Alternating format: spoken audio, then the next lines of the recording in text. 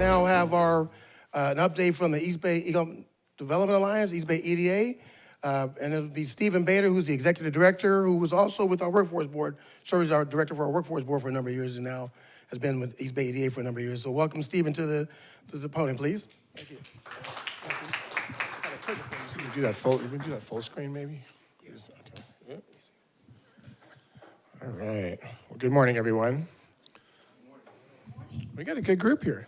Nicely done, Allison and George. This is great. Yes, as George mentioned, I'm Stephen Bader. I'm the executive director of the East Bay Economic Development Alliance, or East Bay EDA. And I'm really going to spend most of my time today talking about an initiative that we've been working on for the last couple of years and unveiled pretty recently at our annual membership meeting. So apologies in advance for those of you who were there. Who was there, by the way? Just so I'm curious. Okay, not too many of you. Good. Because yeah, I'm really going to kind of dig in a little bit deeper into this project, which actually began as a initiative with some funding from the U.S. Economic Development Administration. We're now 2 years in. We have one more year to go on it, and we've been doing a lot of great work to really map and understand the region's manufacturing ecosystem. So with that, let me go move us along. I'll try to stand a little bit out of the way if you all can, because I realize I'm a better door than window. But really, this project you all can read. I'm not going to obviously read things off of here, but the purpose really of this initiative was to really better understand and map and help support and buffer and develop more resilience and sustainability in our region's manufacturing sector. And I don't know if you know this, but manufacturing is actually one of the only sectors in the Bay Area that's actually had job growth in the last 3 years. It's about 11% according to EDD. And you can look at different numbers and slice it and dice it differently. But I'm not going to say that when we applied for this grant, we knew that was what was going to happen. But I think, for obvious reasons, given what we went through the last couple of years, manufacturing and supply chains and all that proved their relevance and importance very, very clearly and cleanly. Just for those of you welcome to take pictures, but we will, I think, distribute the slides, and a lot of this information too is up on our new website. Just to kind of give you a sense of sort of what I'm going to really talk about today is a little bit kind of a mapping of some work we've done around industrial lands, because there's some very interesting interrelationships between industrial lands, building typology, and industry growth. But also talk a little bit too about some of the subsectors that we kind of dug into in more depth. I think this is an important slide just because when we talk about the East Bay, it's really important to understand that, and you all know this, but it's a region of many different communities and many different actually economic sort of sub-regions. As for purposes of this analysis, we divided up the East Bay into really sort of 7 sub-regions. Although as you can see, of course, we're in the context of industrial lands, we're mapping it kind of just as the northern waterfront as one main sector. But in any event, you can all, the purpose really, I think, to point out here is that there's a very interesting interrelationship between the different subregions around the East Bay and how they've helped to support and grow the manufacturing sector over time. Again, hopefully you can see this. I know the numbers might be a little small, but we did take a look. You heard what I said about job growth, and actually you can see some of the numbers here even higher because this is actually a 10-year range, not a 3-year. But we've really taken a look at, as it says up here, life sciences, manufacturing, transportation, distribution, logistics, and kind of understanding again the growth and the real estate and building typology needs and sort of how that's mapped over time. And this really speaks to it. You can see here, really, there's been job growth in practically every sub-region of the East Bay. I hate to say it, the one exception is actually the northern waterfront here in Contra Costa County.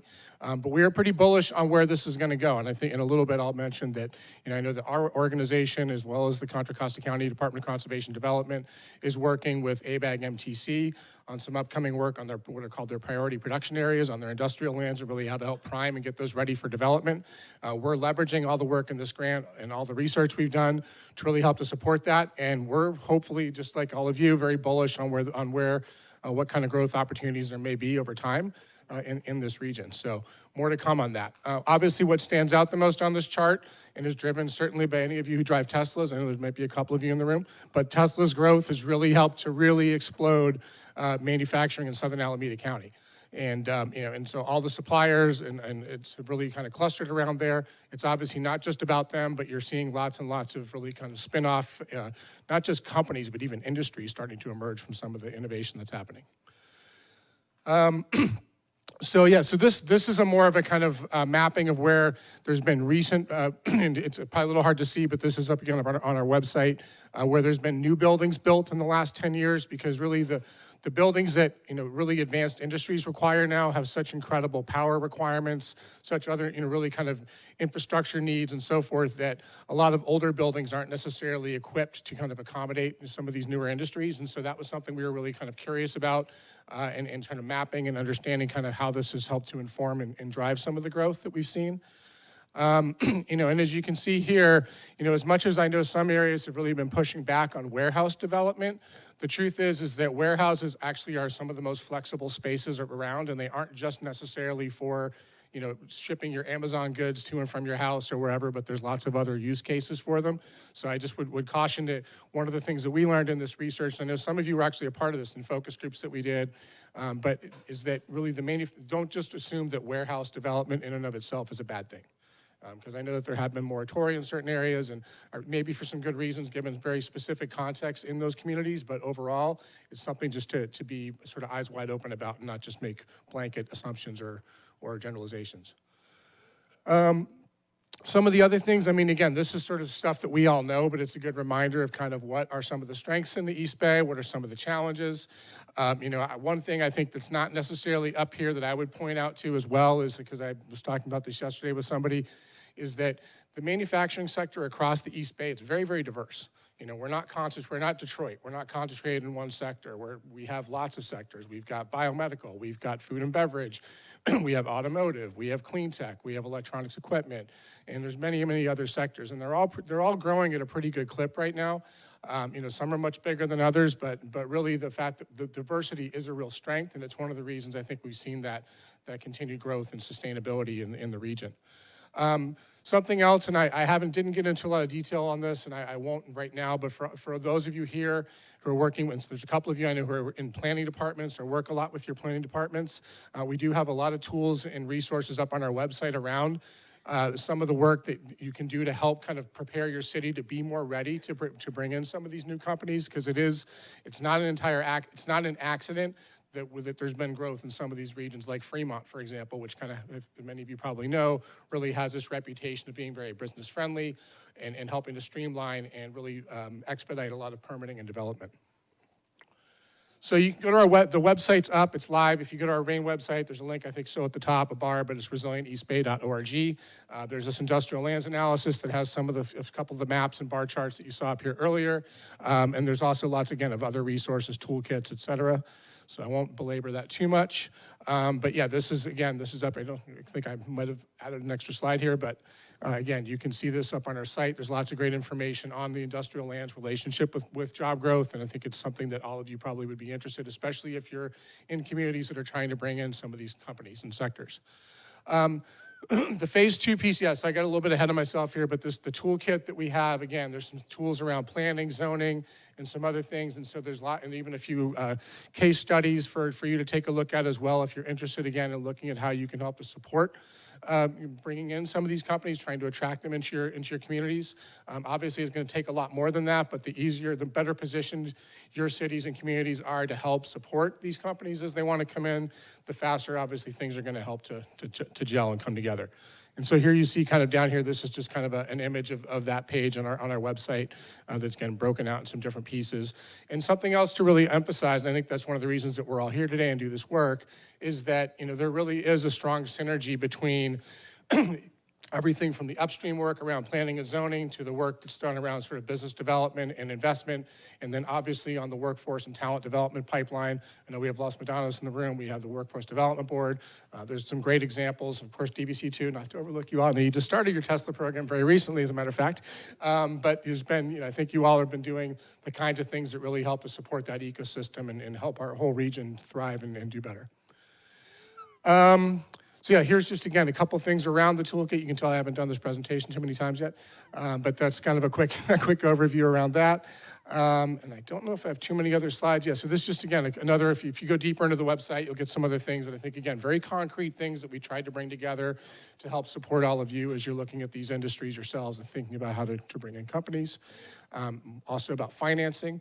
It was great to have Laura talk at the beginning about what CalEd's been doing around that, and definitely I think they're probably an underutilized resource for all of us, and given what is happening now in the financial markets, I think IDBs are probably going to become a much more viable funding source over time for a lot of these kinds of things to gel and take hold.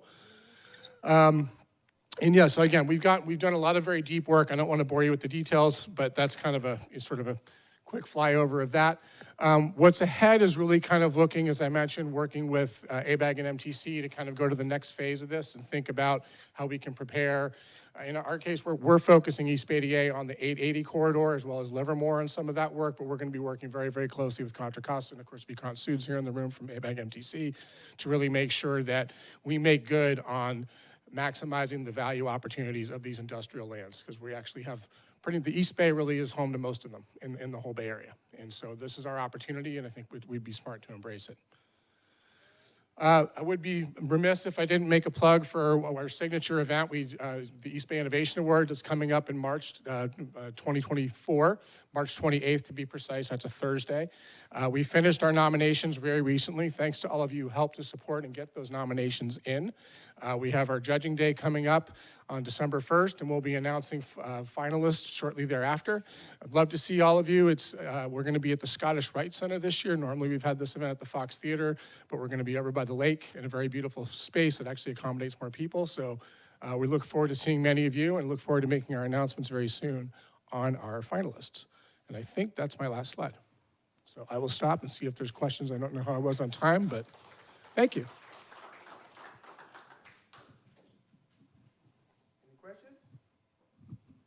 Jason.